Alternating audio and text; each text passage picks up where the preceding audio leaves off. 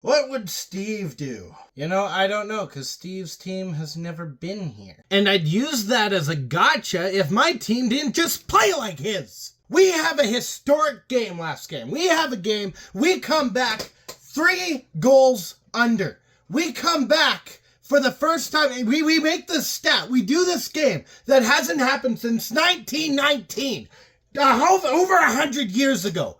We go through that and we come into Edmonton. We go home, back to our barn, the Terror Dome, the place that's loudest in the league. And we do that. I made a short. The short wasn't long enough. The short wasn't as detailed enough, and it wasn't angry enough. So here I am to annoy my neighbors and annoy my family and annoy anyone across Canada and the United States. You want to know the biggest difference between me and Steve? He cheers for the Leafs. I cheer for the Oilers. He's got a victory puppy. I don't. He's got a buck. I don't. But you want to know what the biggest difference is between me and Steve? He gets paid to go through misery. Do you think I do? No. Would you like to spare some change? The Oilers come into this game with all the hype, all the power in the world, all the momentum in the world, doing a historic feat coming into their own barn, and they don't show up. There is one similarity between me and Steve, and that is being terrorized by Marchand. Marchand gets a breakaway. There's no one covering him. He drives to the net. He's got this nice habit of jumping on the face-off, and he's gone. Okay? There's no one back to cover for him. No one reads him. It's like he's a ghost. He can just go through whatever he wants. He gets a breakaway. He puts the puck in the back of the net. It's clean. Later in this frame, the first period, Bennett gets a goal. There's a shot, not by Bennett, but by another Florida player. It hits Ekholm. It bounces back. It goes straight to Bennett, because of course it does. And the guy who keeps getting away with stuff gets away with a goal on a screen that the Oilers were putting on their own goaltender. Like, that's supposed to help him somehow. But okay, we're only down 2. We were down 3 last game. We're only down 2 this game. We'll probably have some big speech. There's going to be this big thing that happens in the locker room. Connor McDavid's going to go and get pissed off with the rest of the team. You know the video. I know the video. Everyone knows the video. They're going to go back out on the ice for the second period. They're going to be refreshed, awoken, and they're going to bring the hammer down. And we get nothing in the second period. We get a lot of chances. We get some power plays that we can't capitalize on. There was one that looked really deadly, but beyond that one power play, it was just a story of let's turn the puck over every single time we try and pass the puck. And here's the thing, here's a small secret if you ever want to get into hockey. Now, I don't play hockey, so maybe I'm not one to talk, but I think this is a pretty valid point. Just stick with me here. If you want to win a hockey game, have the frickin' puck. Don't give it to the other team, because then the other team has the puck and they have the chance and the potential to put that puck in the back of your net. If you want to win a game, keep the puck. Now, I'm no expert, but I think that sounds pretty reasonable, does it not? We get to the third. It's more of the same. It's turnover after turnover after turnover. The defense looks out to lunch.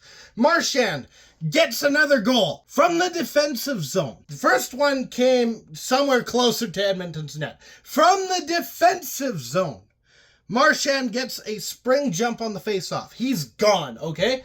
There is no chance in hell that an Oilers defenseman is going to catch up to him, except there is, because there's 2 there.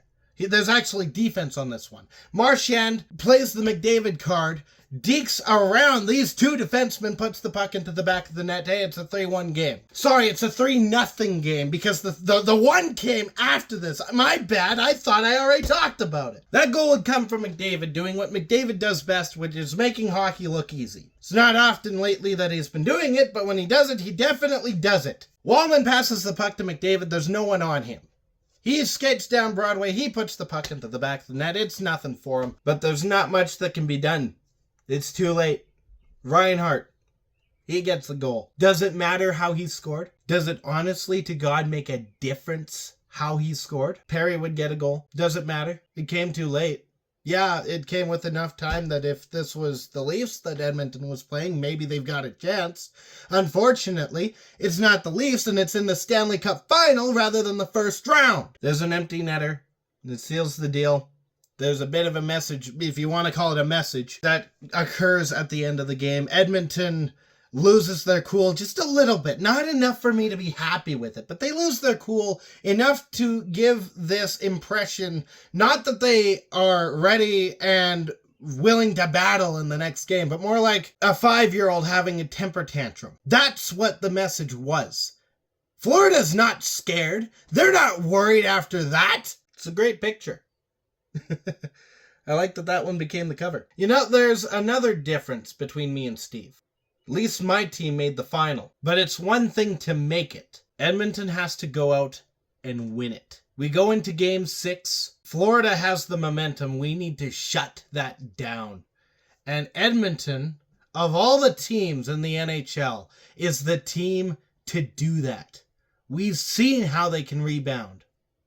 We've seen how they can put the pressure on teams who are riding all the momentum. We need that Oilers team back.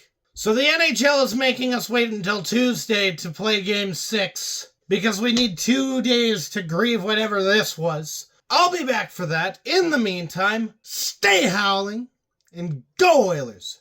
Thank you so much for watching. If you liked what you saw, you can hit the like button. You can also hit the subscribe button if you feel so inclined. Share this with your friends, and as always, I'll be back.